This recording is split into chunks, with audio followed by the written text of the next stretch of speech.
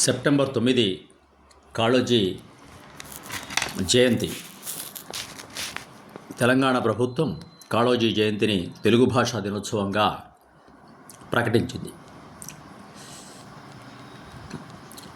Kaloji 1914 September 9వ తేదీన జన్మించి 13 November 2002 తుదిశ్వాస విడిచే వరకు తన కవిత్వం ద్వారా ప్రజలను చైతన్యవంతం చేసి తెలంగాణ ఉద్యమానికి ఊతకర్రగా నిలిచారు.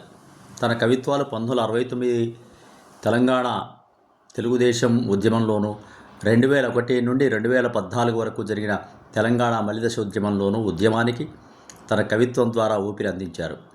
1941లో రాసిన నా భారతదేశ యాత్ర, 1953లో రాసిన నా గొడవ రచనలు ప్రజలను ఎంతో ఆలోచింపచేశాయి.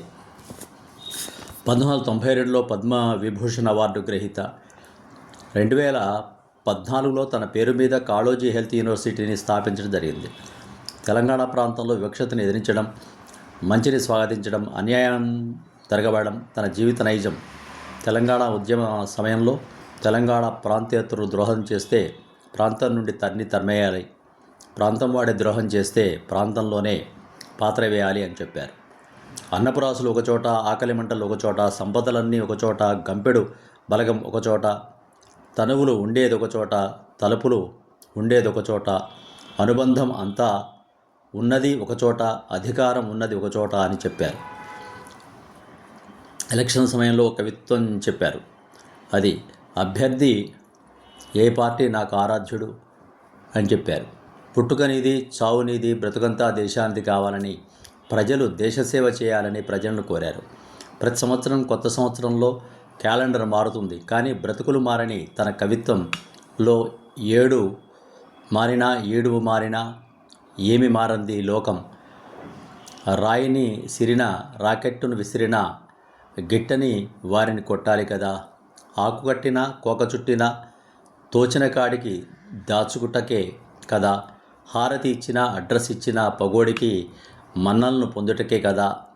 కర్షకుల గురించి చెబుతూ, కర్షక నీ కర్రు కదిలి నా నల్లే అని కవి కూడా నేతగాడే.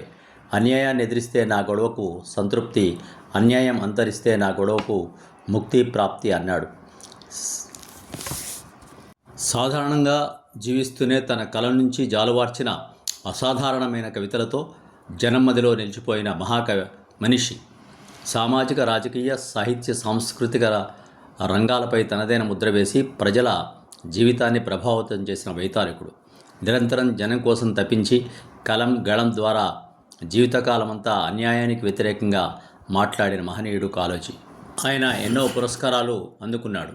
కాళోజీ రచనలకు, కవితలకు 1972లో స్వాతంత్ర సమరయోధుడిగా భారత ప్రభుత్వంచే సత్కారం, 1968లో జీవన గీతకు ఉత్తమ అనువాద పురస్కారం, బోర్గుల రామకృష్ణారావు మెమోరియల్ తొలి అవార్డు, 1992లో పద్మవిభూషణ్ పురస్కారం, 1992లో కాకతీయ విశ్వవిద్యాలయం వారి గౌరవ డాక్టరేట్ ప్రదానం, 1996లో సహృదయ సాహితీ విశాఖ వారి గురిజాడ అవార్డు, 1996లో కళాసాగర్ మద్రాసు వారి విష్ట పురస్కారం. ఇలా ఎన్నో పురస్కారాలను కూడా ఆయన అందుకున్నారు.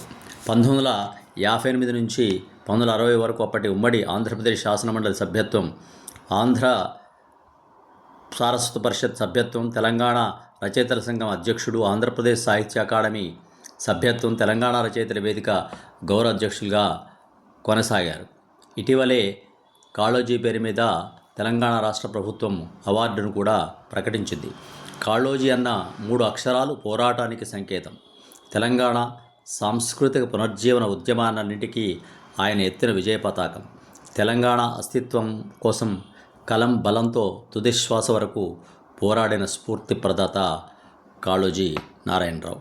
ఆయన జయంతి సందర్భంగా మనం నివాళులు అర్పిస్తూ ఆయన స్ఫూర్తితో ఉద్యమంలో పాల్గొంటూ అణగారిన